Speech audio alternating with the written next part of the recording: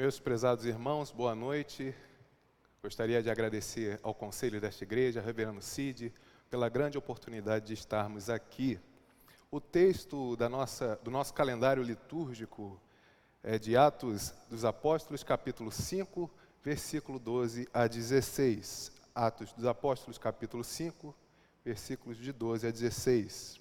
O texto diz o seguinte: muitos sinais e prodígios eram feitos entre o povo pelas mãos dos apóstolos, e costumavam todos reunir-se de comum acordo no pórtico de Salomão.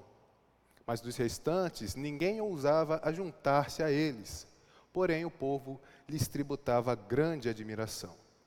E crescia mais e mais a multidão de crentes, tanto homens como mulheres, agregados ao Senhor, a ponto de levarem os enfermos até pelas ruas e os colocarem sobre os leitos e macas, para que, ao passar Pedro, ao menos a sua sombra se projetasse em alguns deles.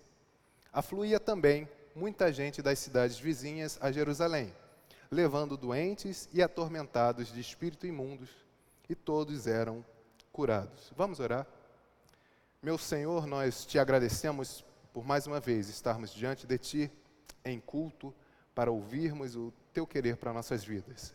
Fala aos nossos corações, Senhor Deus, usa-nos, Pai, como instrumento Teu, que o Teu nome seja glorificado, que a Tua igreja seja edificada e que nós possamos continuar, Pai, sendo discípulos Teus, hoje e sempre, em nome de Cristo Jesus. Amém. Em viagem à Inglaterra, na década de 70, século XIX, Dwight Lyman Moody, o célebre evangelista norte-americano, ouviu Charles Haddon Spurgeon pregar no Tabernáculo Metropolitano, igreja a qual pastoreava à época, e constatou que aquela grande obra não era do príncipe dos pregadores, mas do próprio Deus.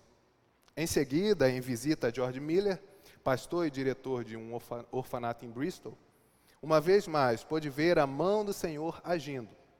Entretanto, ainda nesta viagem, o que mudou a trajetória de Moody foi as palavras de um pregador menos conhecido por nós, Henry Varley, as quais menciono aqui esta noite.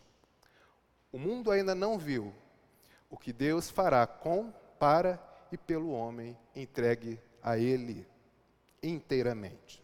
O mundo ainda não viu o que Deus fará com, para e pelo homem entregue a Ele inteiramente. O livro de Atos dos Apóstolos é o tomo 2, por assim dizer, da obra de Lucas, o médico amado, dirigida a Teófilo.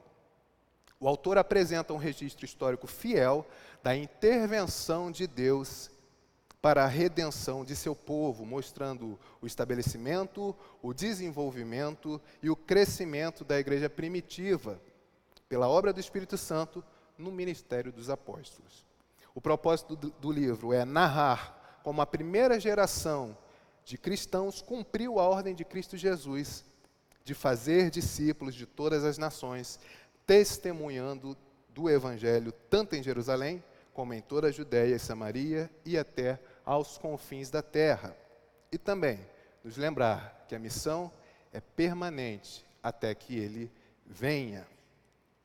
Antes de sua ascensão ao céu, Jesus anunciou a promessa do Pai aos discípulos: recebereis poder ao descer sobre vós o Espírito Santo, e sereis minhas testemunhas. E por isso, determinou que permanecessem em Jerusalém até o cumprimento destas palavras. Obedecendo o Mestre em perseverante oração, todos aguardaram a realização da profecia de Joel. Quando, enfim, todos foram cheios do Espírito Santo, deu-se início ao cumprimento da grande comissão, mediante o poderoso testemunho de Cristo. E os efeitos daquela obra divinal eram patentes a todos, quer cristãos, quer não. Veremos, portanto, o que acontece quando a igreja está no poder do Espírito, quando ela está cheia de Deus, quando ela está inteiramente entregue ao Senhor. O tema que eu proponho à igreja nesta noite, então, é a igreja no poder do Espírito Santo. A igreja no poder do Espírito Santo opera sinais e prodígios. Versículo 12a. Muitos sinais e prodígios eram feitos entre o povo e pelas mãos dos apóstolos. Meus prezados irmãos, quando lemos mais atentamente em análise ao texto, percebemos que a ênfase se dá aos sinais e prodígios, que não eram poucos, além de que aconteciam frequentemente, fazia parte da dinâmica da igreja primitiva. E é interessante notar que eram feitos pelas mãos dos apóstolos. Entenda, meu irmão, não eram os apóstolos a origem daquelas maravilhas. Eles eram o instrumento, o meio pelo qual se realizavam. Aquele que é a origem, quem de fato opera sinais e prodígios, é o próprio Deus. O Espírito Santo os comissionou como cooperadores de sua obra salvífica. Eles prontamente atenderam ao chamado e, por isso, foram instrumentos do Senhor. Cabe destacar também, nesse versículo 12a, que os sinais e prodígios, eles apontam para mais dois aspectos: o discipulado de Jesus e o temor a Deus. Evangelho de Marcos, capítulo 16, versículos 17, 18 e 20, diz o seguinte: estes sinais hão de acompanhar aqueles que creem em meu nome, expelirão demônios, falarão novas línguas, se impuserem as mãos sobre enfermos, eles ficarão curados. E eles, os discípulos, tendo partido, pregaram em toda parte, cooperando com eles o Senhor e confirmando a palavra por meio de sinais que se seguiam. Evangelho de Lucas, capítulo 6, 40, o próprio Jesus Cristo diz: o discípulo não está acima de seu mestre. Todo aquele, porém, que for bem instruído, será como o seu mestre.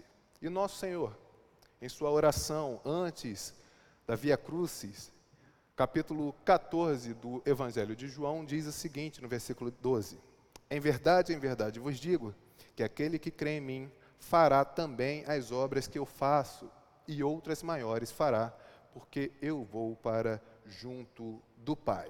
Os discípulos, portanto, tinham seu ministério validado, confirmado pelo Espírito Santo, por meio do discipulado de Cristo, ou seja, da imitação da pessoa e do ministério de Jesus. Tal qual o Mestre, eles agiam. O segundo aspecto: em cada alma havia temor e muitos prodígios e sinais eram feitos por intermédio dos apóstolos. As maravilhas que o Espírito Santo operava, elas eram evidência de que Deus, que é por essência santo, estava presente no seio da igreja, gerando assim temor, reverência nos cristãos. A igreja, no poder do Espírito Santo, opera sinais e prodígios. O segundo ponto: a igreja, no poder do Espírito Santo, vive em comunhão. Versículo 12b. E costumavam todos reunir-se de comum acordo no pórtico de Salomão. Meus prezados irmãos, desde o início do ministério de Jesus, os discípulos se reúnem. Reunião é um substantivo mais que batido no vocabulário do cristão nas Sagradas Escrituras. No entanto, o Espírito Santo realiza o milagre da comunhão. E aqui no texto, isso é explicitado pela expressão em comum acordo, concordantemente, unanimemente. Outros textos anteriores a este capítulo, no próprio livro de Atos, vão explicitar isso também. Capítulo 1, versículo 14. Todos estes, os 12 discípulos, perseveraram unânimes em oração com as mulheres, com Maria, mãe de Jesus, e com os irmãos dele.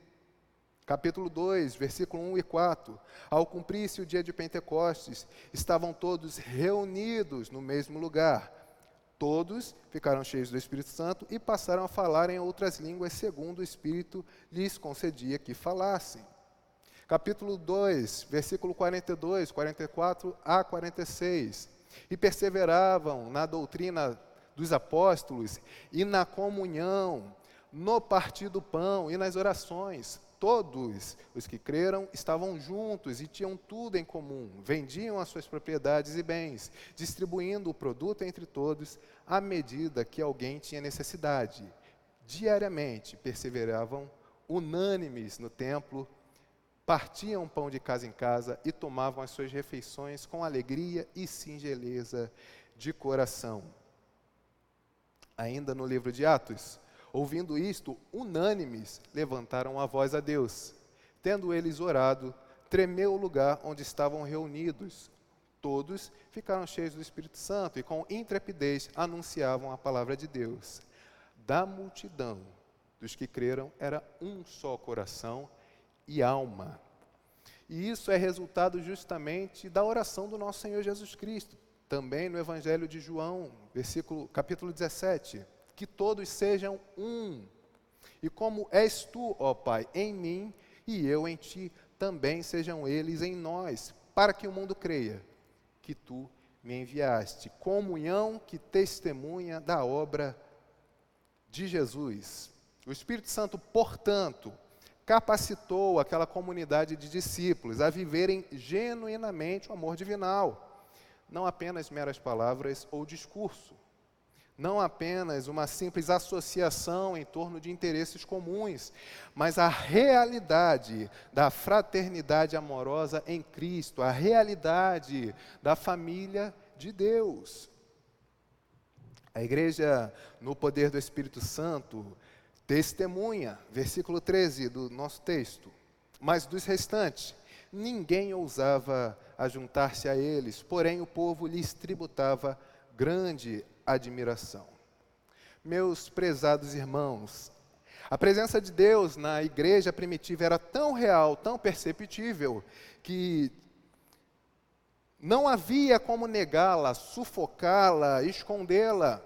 Todavia, aqui o autor aponta para atitudes distintas entre a comunidade de cristãos e o povo. Enquanto os sinais e prodígios operados pelo Espírito Santo edificavam a vida dos discípulos, fortaleciam sua fé em Jesus, geravam um santo temor de Deus no corpo de Cristo, o povo, os descrentes, contudo, não ousavam se ajuntar à igreja, ainda que tivessem por eles grande admiração. Quando o enchimento do Espírito Santo se dá no ajuntamento dos crentes, não há espaço para seguidores superficiais. O ímpio, como está lá no primeiro Salmo, versículo 5, não permanece na comunidade dos santos. O próprio Cristo, ele nunca facilitou a entrada de ninguém na vida do discipulado. Até porque segui-lo, tanto naquela época quanto hoje, é imitá-lo. Implica que cada discípulo, cada cristão genuíno tem uma cruz e um caminho a seguir, indo após o Mestre. Ninguém ousava juntar-se a eles também, porque o Espírito Santo dirigia e disciplinava a igreja. Nós estamos no versículo 12 do capítulo 5, mas no início do capítulo, Ananias e Safira se uniram em cumplicidade para pecar. Satanás encheu seus corações e eles inutilmente tentaram mentir ao Espírito de Deus. O resultado foi que o juízo gracioso do Senhor sobre aquelas vidas e grande temor sobre a igreja e os habitantes de Jerusalém. Portanto, o testemunho da igreja era de que o Senhor é o Deus vivo. Ele fala, ele age, ele conduz e santifica o seu povo para a glória de seu próprio nome. A igreja, no poder do Espírito Santo, ela cresce, versículo 14. E crescia mais e mais a multidão de crentes, tanto homens como mulheres, agregados ao Senhor. Meus prezados irmãos, nós fizemos questão de destacar que possíveis seguidores superficiais, talvez até simpatizantes do Evangelho, não se associavam aos cristãos. O Espírito Santo, entretanto, cada vez mais dava o crescimento à comunidade dos discípulos. Crentes e mais crentes a eles se uniam. O Evangelho avançava e Deus era em tudo glorificado. Na primeira pregação do apóstolo Pedro, quase 3.000 foram acrescentados. Eu creio que qualquer pastor gostaria de que isso se repetisse ao longo do ministério. Após a sua segunda pregação, se contabilizarmos apenas os homens, o número subiu para quase 5.000. Dia a dia, o Espírito Santo acrescentava-lhes homens e mulheres comprometidos com o nosso Senhor Jesus. Aumentava os crentes em Cristo. Tudo que está vivo, meu irmão, certamente cresce. A obra de Deus é realizada por Ele mesmo, ainda que com Ele nós possamos ser cooperadores. Não queremos e não iremos fazer de tudo para que o índice numérico aumente, para que haja apenas frequentadores dominicais. A igreja continua sob a direção do Espírito e Ele age conforme quer, gerando seus filhos, aplicando a obra de salvação de Jesus Cristo a perdidos pecadores como nós. A igreja, no poder do Espírito Santo, ela cura, versículos 15 e 16, a ponto de levarem os enfermos até pelas ruas e os colocarem sobre leitos e macas, para que ao passar Pedro, ao menos a sua sombra se projetasse em alguns deles. Afluía também muita gente das cidades vizinhas a Jerusalém, levando doentes e atormentados de espíritos imundos, e todos eram curados. Meus prezados irmãos, onde o Espírito Santo está, a cura. De mesmo modo que o poder de cura de Jesus fluiu de suas vestes ao toque da mulher que sofria de hemorragia, o Evangelho de Marcos, capítulo 5, versículo 27 a 28, descreve isso. Deus permitiu que a sombra de Pedro tivesse o mesmo efeito curativo. O Espírito Santo faz com que a igreja seja instrumento de cura. Cristo é o verdadeiro médico dos médicos. E a maior doença, meu irmão, que o homem tem é a doença do pecado. Como no último domingo de Páscoa, relembramos, Deus enviou o seu único filho para morrer morte de cruz em favor de pecadores miseráveis. Jesus, por amor indescritível, inenarrável, se entregou como sacrifício perfeito em nosso favor. E hoje, aqui e agora, meu irmão, se você ainda não crê, a possibilidade de salvação, a cura em Jesus Cristo. Renda-se a Ele. Jesus Cristo é tua única esperança de salvação. Meus prezados irmãos, a título de considerações finais, qual será a nossa atitude ante o texto bíblico que nós lemos? Nós queremos ser uma igreja no poder do Espírito Santo? Nós queremos ser cheios de Deus, estar inteiramente entregue ao Senhor? Você, meu irmão, quer ser inteiramente entregue ao Senhor? O mundo ainda não viu o que Deus fará com, para e pelo homem inteiramente a Ele entregue. Mude. Ele resolveu consigo mesmo ser este homem entregue a Deus. Que nós sejamos também resolutos em nos entregar ao Senhor, a estar no poder do Espírito Santo. Que Deus nos abençoe. Amém.